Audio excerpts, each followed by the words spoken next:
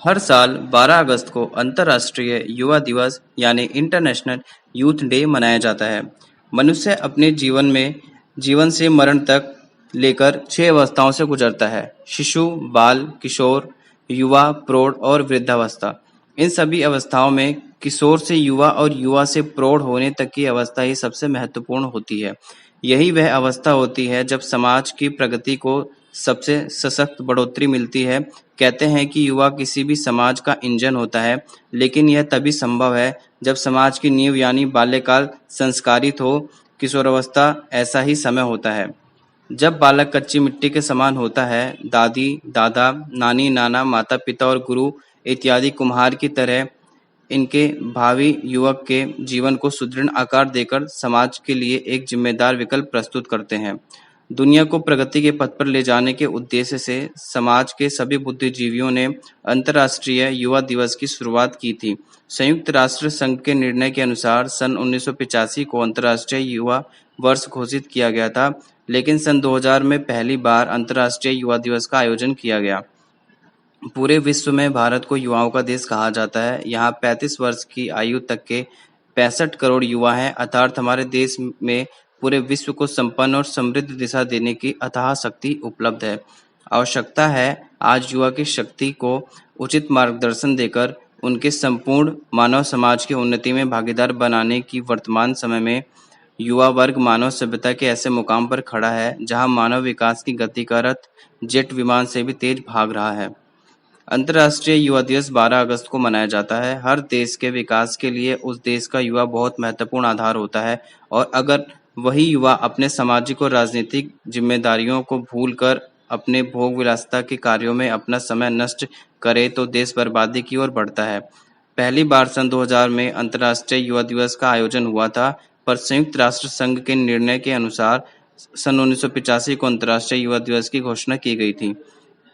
अंतर्राष्ट्रीय युवा दिवस इसलिए मनाया जाता है जहां परिवर्तन अनेकों उपलब्धियां, सुविधाएं और चमत्कार लेकर आ रहे हैं, वहीं युवा वर्ग के लिए तीव्र गति से भागने की क्षमता की चुनौती भी ला रही हैं, ताकि युवा वर्ग इतना क्षमतावान हो कि वह तेजी से हो रहे परिवर्तन को समझ सके, उसे अपना सके और नई खोज, नई तकनीकों की जानकारी प्राप्त कर अपनी कार्यशैली परिवर्तित कर सके। वह अपने तथा दूसरों के जीवन को सम्मानजनक और सुविधा संपन्न बना सके। आज के युवा वर्ग को विश्व स्तरीय प्रतिस्पर्धा में शामिल होने आवश्यक हो गया है। यह प्रतिस्पर्धा एक और समाज को सुख शांति तक पहुंचाने के लिए प्रयासरत है, और दूसरी तरफ चिंता, निराशा, व्यसन और बेलगाम उपद्रव की ओर आगे बढ़ा रही है। आजकल युवा विभिन्न बुरी आदतों में लिप्त होकर अपना जीवन तो बर्बाद कर ही रहे हैं, साथ ही साथ अपने सगे संबंधियों, मित्रों, अभिभावकों के लिए चिंता के विषय बनते जा रहे हैं।